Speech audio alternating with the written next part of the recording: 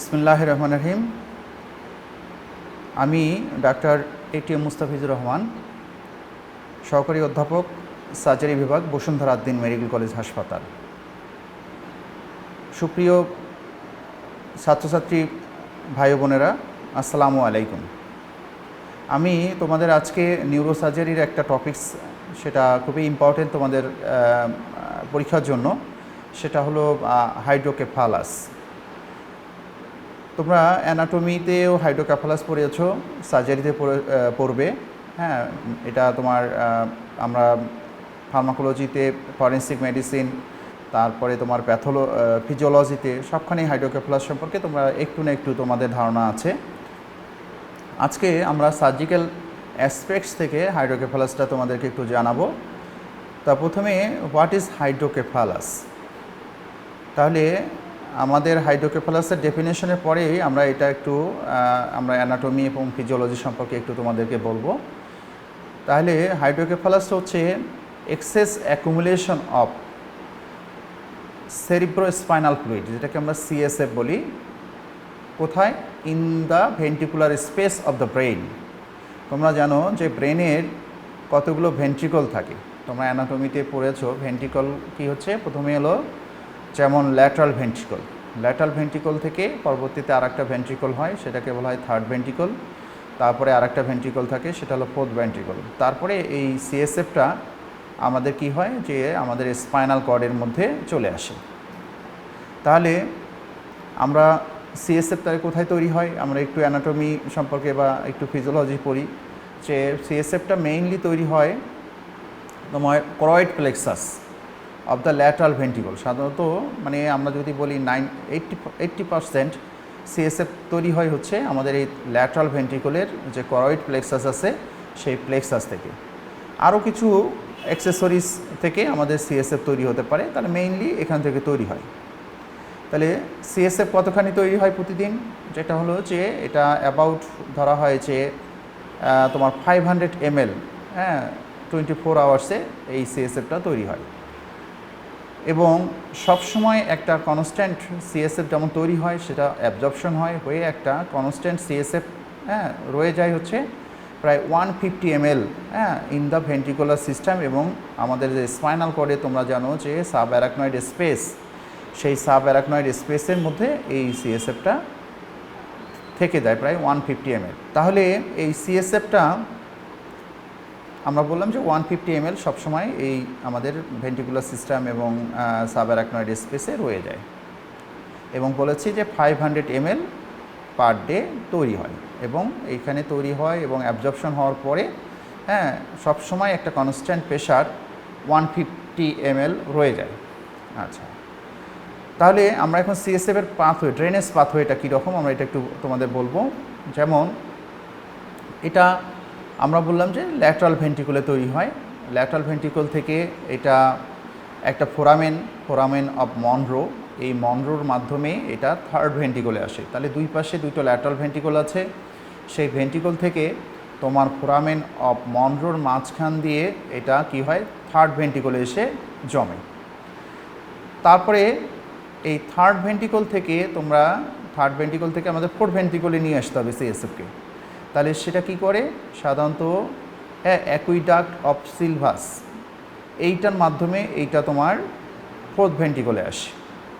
তারপরে fourth ventricle থেকে এটা ব্রেনের বাইরে চলে আসে এক কথায়, যে তারা মানে আমাদের sub arachnoid space of the মানে স্পাইনাল কর্ডের মধ্যে আসে হচ্ছে দুইটা মানে ভেন্ট্রিকল, দুইটা ওপেনিং দিয়ে বা দুইটা অ্যাপারচার দিয়ে। সেটা হচ্ছে একটা হচ্ছে ফোরামেন অফ লুস্কা, আর আরেকটা হচ্ছে ফোরামেন অফ ম্যাজেন্ডি। এই দুটোর মাধ্যমে এটা আমাদের ভেন্ট্রিকল থেকে আমাদের এটা স্পাইনাল কর্ডে এটা ঢুকে পড়ে।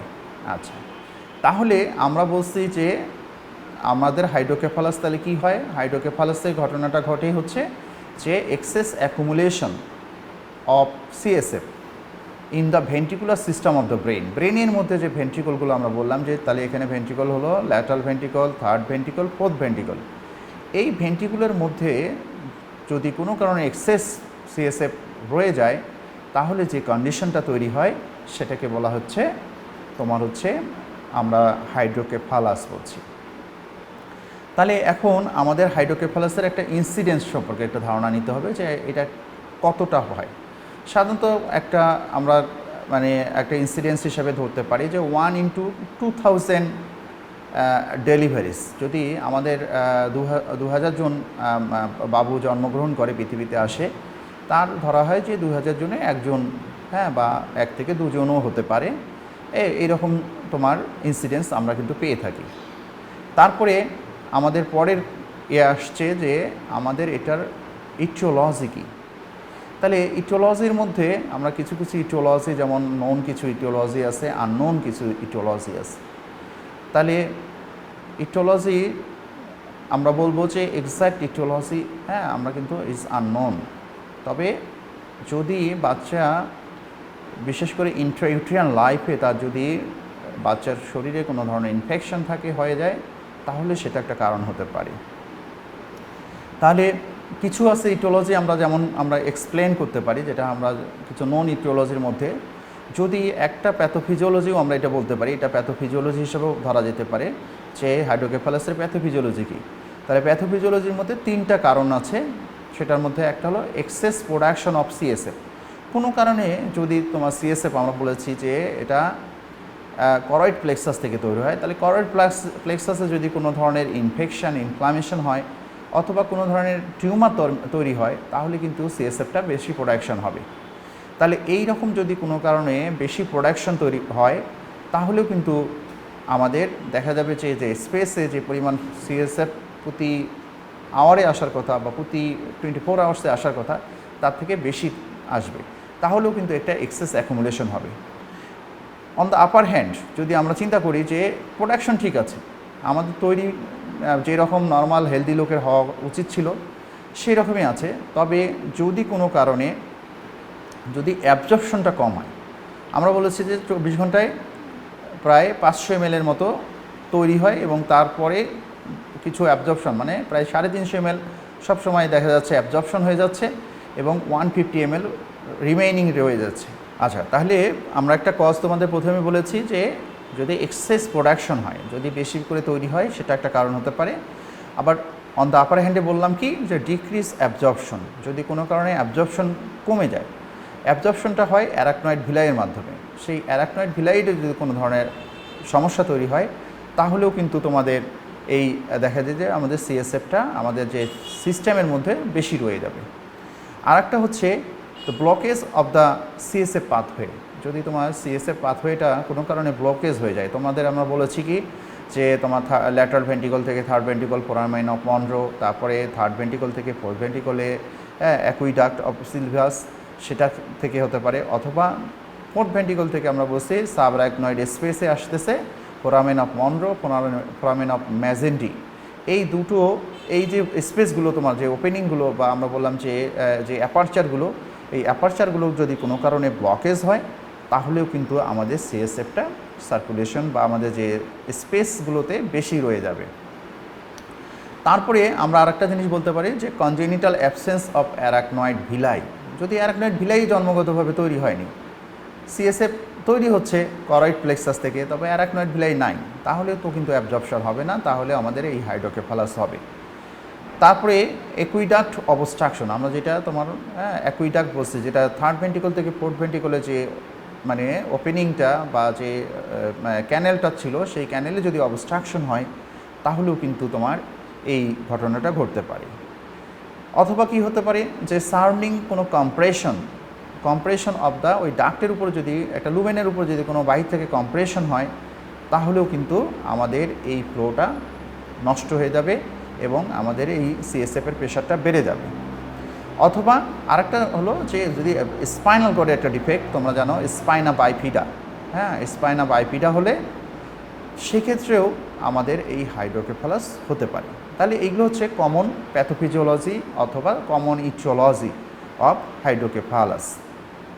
এখন আমরা আরেকটু জিনিস বলবো, সেটা হচ্ছে যে তোমার ক্লাসিফিকেশন অফ হাইড্রোকেফালাস। তা হাইড্রোকেফালাসটা হচ্ছে 2 ধরনের, একটা হচ্ছে কমিউনিকেটিং হাইড্রোকেফালাস আর একটা হচ্ছে নন কমিউনিকেটিং হাইড্রোকেফালাস। তাহলে এক ধরনের যদি আমরা যদি কমিউনিকেশন থাকে, দেখা যায় কমিউনিকেশন হওয়ার পরে হাইড্রোকেফালাস হয়েছে, যে আমাদের যে বিভিন্ন ডাক্টের মধ্যে যে পাথওয়ের মধ্যে যে কমিউনিকেশন আছে তারপরেও হাইড্রোকেফালাস হচ্ছে, সেটা হলো কমিউনিকেটিং হাইড্রোকেফালাস।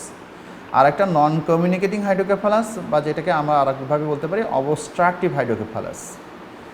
আর অন দ্য ডেভেলপমেন্টাল যদি ভাগে ভাগ করা হয় তাহলে সেখানে আমরা দুভাগে ভাগ করতে পারি, একটা হচ্ছে অ্যাকোয়ার্ড হাইড্রোকেফালাস আর একটা হচ্ছে কনজেনিটাল হাইড্রোকেফালাস।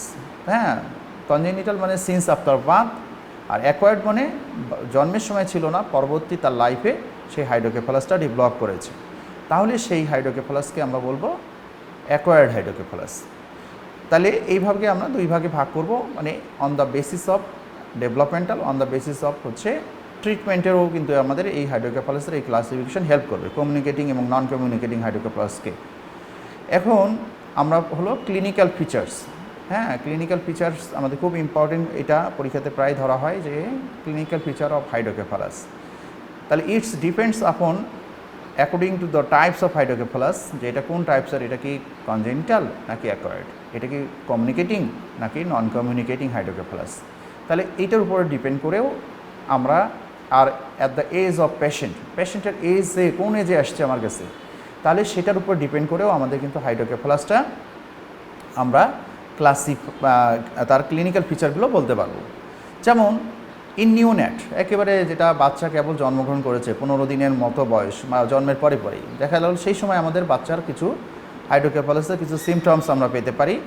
যেমন ইনক্রিজিং হেড সারকামফারেন্স। যদি তোমরা জানো, একটা বাচ্চা সম্পর্কে একটু ধারণা দিই, যে পেডিয়াট্রিক্স ওয়ার্ডে তোমরা এটা জেনে থাকবে যে একটা বাচ্চা নিউবর্ন বা নিউনেটের একটা হেডের সারকামফারেন্স হয় তোমার হচ্ছে ধরো 35 cm মানে সেন্টিমিটার। হ্যাঁ, যদি তার আমরা অক্সিপিটোফ্রন্টাল যে সারকামফারেন্সটা মাপি তাহলে দেখা যাবে তার ডায়ামিটারটা হবে 35, হ্যাঁ, মোর দেন 35 cm। যদি এই সময় কারো দেখা গেলো যে না, তার মাথাটা মানে 35-এর থেকে মানে তোমার বেশি পাওয়া যাচ্ছে, ধরো যে 40 পাওয়া যাচ্ছে বা 45 cm পর্যন্ত পাওয়া যাচ্ছে, তাহলে ধরে নেওয়া যেতে পারে maybe patient suffering from congenital hydrocephalus. তাহলে আমাদের কিন্তু এইটা মাথায় আনতে হবে যদি একটা বাচ্চার মাথা আমরা বড় পাই। তারপরে কি পাওয়া যেতে পারে, যে টেন্স ফ্রন্টানেলি। তোমরা জানো যে ফ্রন্টানেলি, অ্যান্টেরিয়র ফ্রন্টানেলি, পোস্টেরিয়র ফ্রন্টানেলি থাকে, এগুলো কিন্তু একটা অ্যাপারচার, একটা হাড়ের মাঝখানে একটা ওপেনিং, সেই ওপেনিংটা অনেক সময় তাহলে এটা টেন্স থাকবে বা এটা বাজ হয়ে থাকবে, ফুলে উঠবে, সেটাই হলো টেন্স ফ্রন্টানেলি। তাহলে ফ্রন্টানেলিগুলো দেখা যাবে একটু প্রমিনেন্ট হয়ে যাবে। তারপরে আমরা আরেকটা দেখব যে ফেইলুর অফ থ্রাইভ, বাচ্চা যে মানে মাইলস্টোন গ্রোথ আছে সেই গ্রোথে তার বাধাপ্রাপ্ত হচ্ছে, দেখা যাচ্ছে সে তার ডেভেলপমেন্ট ঠিকমতো হচ্ছে না। তারপরে আমরা যদি এটা চিলড্রেনদের ক্ষেত্রে পাই বা অথবা অ্যাডাল্টদের ক্ষেত্রে পাই, তাহলে কি পাবো আমরা চিলড্রেন এবং অ্যাডাল্টদের ক্ষেত্রে? তোমরা জানো যে এই ফ্রন্টানেলিগুলো বা আমাদের যে সুসাল লাইনগুলো আছে বডি ব্রেনের বা স্কালের যে সুসাল লাইনগুলো আছে, সেই সুসাল লাইনগুলো কিন্তু তোমার ইনিশিয়ালি এগুলো তোমার মানে জয়েন্টটা কোনো ফিউশন হয় না, যে কারণে এগুলো তোমার দূরে সরে যায়। যখন আমাদের ব্রেনের ভিতরে সিএসএফটা বাড়তে থাকে তখন আস্তে আস্তে এই সুসাল লাইনগুলো মানে তোমার সেপারেশন হয়ে যায় আর ফ্রন্টানেলিগুলো বাল্জ হয়ে যায়। তবে চিলড্রেন এবং অ্যাডাল্টদের ক্ষেত্রে এই ফ্রন্টানেলিগুলো দেখা যায় তখন ফিউশন হয়ে যায়, তারপর ফ্রন্টানেলিগুলো অলরেডি ক্লোজ হয়ে যায়, সে কারণে তখন কিন্তু আর এগুলো ব্রেনের যে স্কালের যে সাইজটা বাড়তে পারে না। সে কারণে আমাদের কিছু সিমটমস তৈরি হয় হাইড্রোকেফালাসের জন্য। তার মধ্যে হেডেক একটা প্রথম কমপ্লেইন। বাচ্চা বা একটা অ্যাডাল্ট ছেলে বা মেয়ে যেটাই বলি, তারা বলবে যে আমার মাথা ব্যথা করছে। তারপরে কি হতে পারে, তোমার নশিয়া হতে পারে, ভমিটিং হতে পারে এবং ডিক্রিজ লেভেল অফ কনসাসনেস। সে দেখা যাবে তার কনসাসনেস লেভেলটাও কমে যাবে। তাহলে আমাদের কমন কিছু সিমটমসের মধ্যে প্রথম যেটা বলেছিলাম সেটা হলো যে তোমার হেডেক কমপ্লেন করবে, পেশেন্টের আমরা নশিয়া এবং ভমিটিং পাবো। তারপরে তোমার যে সিমটমসটা আমরা বেশি পাই সেটা হলো তার লেভেল অফ কনসাসনেস, তার যে কনসাসনেস লেভেল আমরা জিসিএস দিয়ে আমরা কনসাসনেস লেভেলটা দেখি, সেটাও আমরা কম পাবো। ইন কেস অফ অ্যাডাল্টদের ক্ষেত্রে কী পাবো, বা এল্ডারলি পেশেন্টদের ক্ষেত্রে আমরা ইন এডিশন টু আমরা কিছু পাবো, সেটা হলো পেশেন্টের মানে আনএক্সপ্লেইন ডিমেনশিয়া, হ্যাঁ, দেখা যাবে যে পেশেন্ট বলবে যে আমার ব্রেন কেন যেন দুর্বল হয়ে যাচ্ছে, আমি অনেক কিছু ভুলে যাচ্ছি, হ্যাঁ, আমার মেমোরিটা কেন যেন মানে কমে যাচ্ছে, হ্যাঁ, স্মরণশক্তি কমে যাচ্ছে, সেটা তারা বলবে সেটা হচ্ছে কিছু ডিমেনশিয়া পাওয়া যাবে। তারপরে ইনফ্যান্টদের ক্ষেত্রে কী পাবো, তোমার ইনসিডিয়াস, অনেক সময় দেখা যাবে যে তার ইনফ্যান্টদের ক্ষেত্রে ইনসিডিয়াস ভিজুয়াল ডিস্টারবেন্স, বাচ্চা বলবে যে বা যেটাই হোক সে চোখে দেখছে না, এরকম একটা ঘটনা ঘটতে পারে। আর কিছু ডেভেলপমেন্টাল ডিলে পাওয়া যেতে পারে, হ্যাঁ, এই জিনিসগুলো কিন্তু আমাদের হাইড্রোকেফালাসের কিছু সিমটমস। এখন আমরা যদি পেশেন্টকে ক্লিনিক্যালি এক্সামিনেশন করি, সেই ক্লিনিক্যাল এক্সামিনেশনের মধ্যে আমরা দেখা যাবে যে তার বডির থেকে তার হেডের যে তোমার ডায়ামিটার, এই ডায়ামিটারের মধ্যে ডিসপ্রপোর্শন পাওয়া যাবে সাধারণত ইন কেস অফ ইনফ্যান্ট এবং নিওনেটদের ক্ষেত্রে, হ্যাঁ, ডিসপ্রপোর্শন অফ দ্য বডি এবং হেড সার্কামফারেন্স, এর মধ্যে একটা দেখা যাবে যে একটা মানুষের বডির সাথে মাথার একটা রিলেশন থাকে, তখন দেখা যাবে এই রিলেশনটার মেনটেন হবে না, মাথাটা অনেক বড় হবে এবং বাচ্চা কী করতে পারবে না, যেটা হলো যে বাচ্চা তার হেডটাকে, হ্যাঁ, কোনোভাবে মানে তার পিলো বা বেড থেকে লিফট করতে পারবে না ডিউ টু মানে রেইজ অফ প্রেশার, হ্যাঁ, হেডের যে প্রেশারটা বেড়ে যাওয়ার কারণে সে মাথাটাকে, হ্যাঁ, কোনো কারণে বা কোনোভাবেই সে এটাকে উঠাতে পারবে না। তারপরে আমরা যদি এই পেশেন্টের হেডটাকে আমরা কোনোভাবে একটু পারকাস করি, তাহলে একটা ক্র্যাক পট একটা সাইন পাওয়া যায়, দেখা যাবে একটা মুড়মুড়ে একটা শব্দ বা একটা মনে হবে যে একটা শব্দ সাউন্ড পাওয়া যাবে, সেইটাকে বলে ক্র্যাক পট সাইন। সেই ক্র্যাক পট সাইনটাকে আমরা ইলিসিট করতে পারবো। আর আরেকটা জিনিস হচ্ছে যে আমরা যদি ইনফ্যান্টদের ক্ষেত্রে বা নিওনেটদের ক্ষেত্রে যদি আমরা এই স্কালের ভিতর দিয়ে লাইট পাস করি, তাহলে আমাদের দেখা যাবে, হ্যাঁ, ট্রান্স ইলুমিনেশন টেস্ট, তোমরা ক্লিনিশিয়ান হিসাবে তোমরা বেড সাইডে তোমরা অনেক সময় এই কথাটা শিখেছো, হ্যাঁ, যে ট্রান্স ইলুমিনেশন টেস্ট, হ্যাঁ, যে একটা জিনিসের ভিত্তিতে লাইট পাস করা, সেটাই হচ্ছে ট্রান্স ইলুমিনেশন টেস্ট। এই ট্রান্স ইলুমিনেশন টেস্টটা আমরা পজিটিভ পাবো। তাহলে এই জিনিসগুলো কিন্তু আমাদের ইয়াতে আমরা মানে তোমার বিশেষ করে পেশেন্টকে যদি আমরা বেড সাইড এক্সামিনেশন করি তাহলে পাবো। ইন কেস অফ অ্যাডাল্টদের ক্ষেত্রে বা ইন কেস অফ এল্ডারলি পেশেন্টদের ক্ষেত্রে আমরা কি করি, আমরা সাধারণত তার মানে পিউপিলের ইয়াটা দেখি, ডায়ামিটারটা দেখি। সাধারণত পিউপিলটা অনেক সময় দেখা যায় যে রেইজড ইন্ট্রাক্রেনিয়াল প্রেশার হলে অনেক সময় পেশেন্টের পিউপিলের অ্যাবনর্মালিটিস পাওয়া যায়। কোনো ক্ষেত্রে দেখা যায় পিউপিল কনস্ট্রিকশন হয়, raised intracranial pressure, third cranial নার্ভসের উপর চাপ পড়ার কারণে।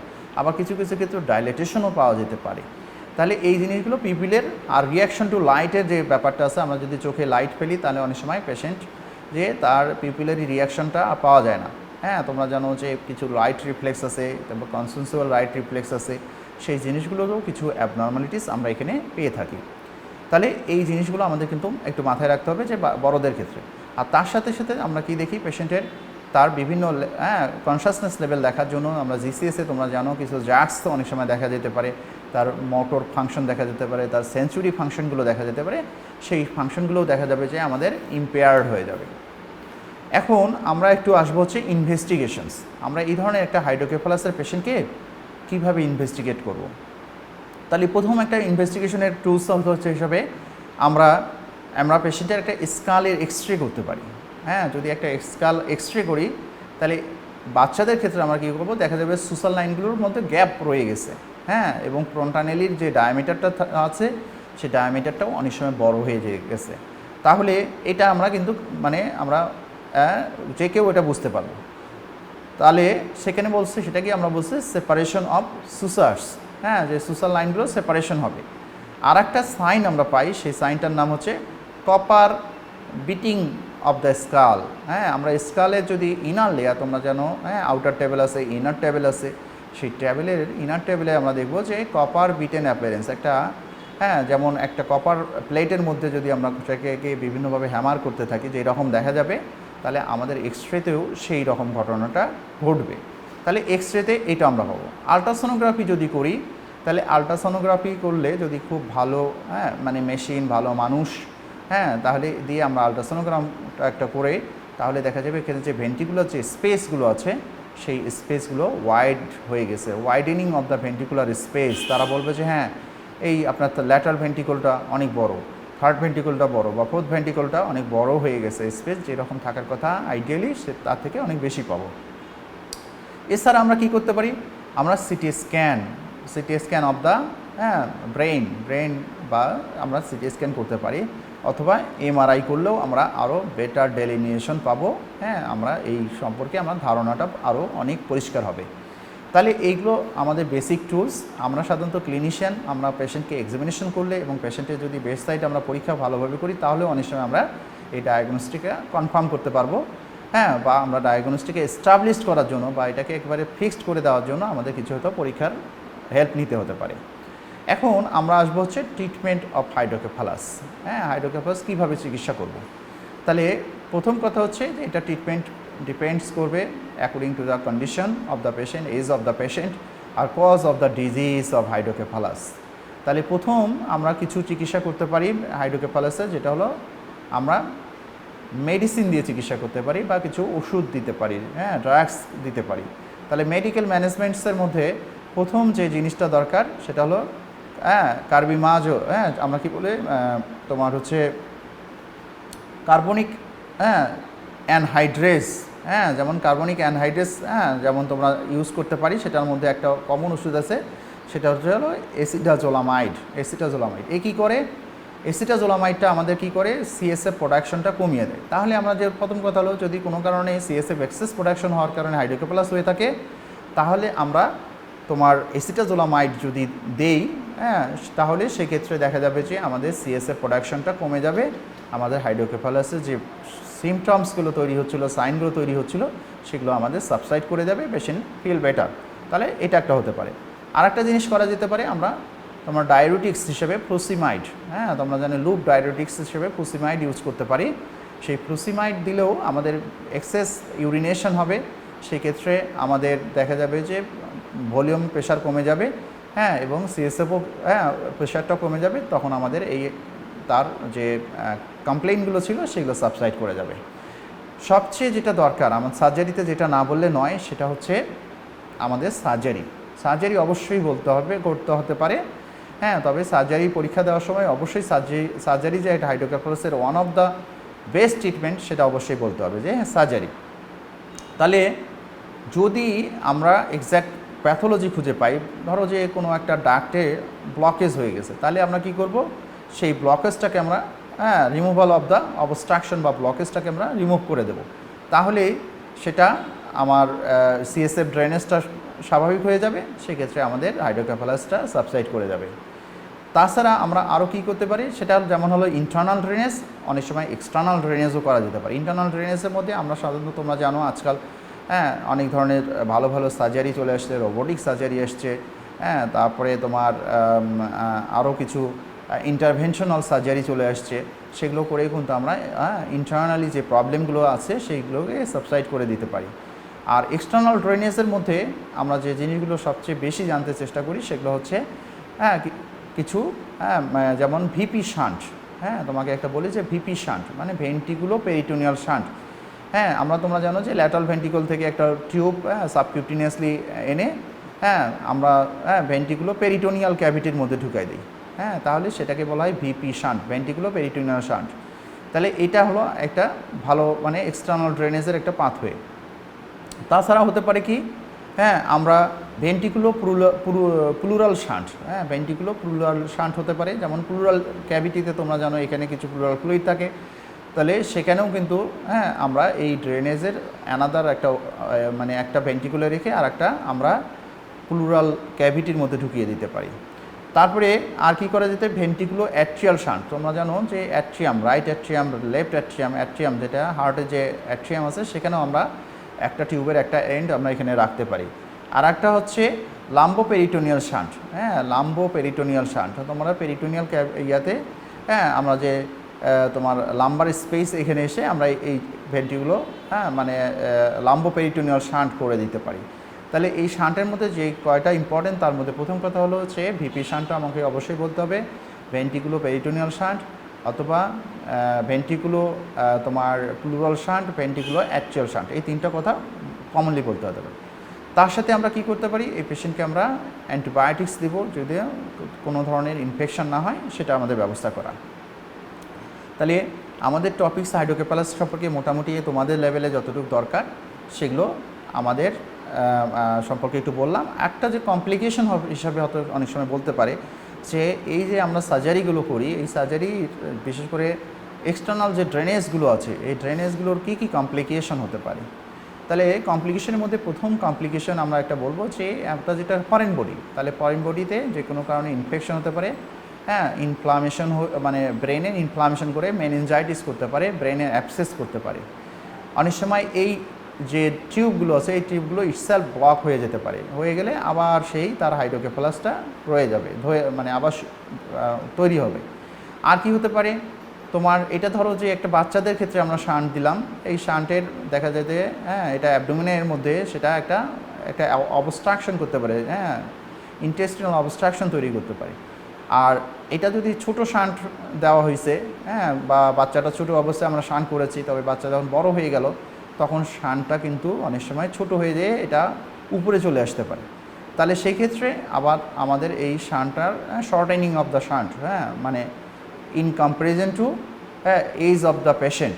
আর আরেকটা জিনিস হতে পারে যে আমাদের অপারেশনও লাগতে পারে, দেখা যায় যে আমাদের একবার শান্ট করেছি আবার এই শান্টটা করতে হতে পারে। তাহলে আজকের তোমাদের এই টপিকসটা সম্পর্কে অবশ্যই তোমাদের একটা ভালো ধারণা হয়েছে আশা করি। হ্যাঁ, তোমরা অবশ্যই এইটা দেখবে এবং প্রয়োজনে বারবার দেখবে, তাহলে হয়তো তোমাদের এই জিনিসটা আরও সুন্দর হবে। যদি তোমাদের কোথাও বোঝার সমস্যা থাকে তোমরা অবশ্যই আমার সাথে যোগাযোগ করবে এবং তোমরা বারবার এটা দেখার চেষ্টা করবে। তোমাদের সকলের সুস্বাস্থ্য কামনা করে, হ্যাঁ, এই আশাবাদ ব্যক্ত রেখে, হ্যাঁ, আমি আজকের মতো তোমাদের কাছ থেকে বিদায় নিচ্ছি। আল্লাহ হাফেজ।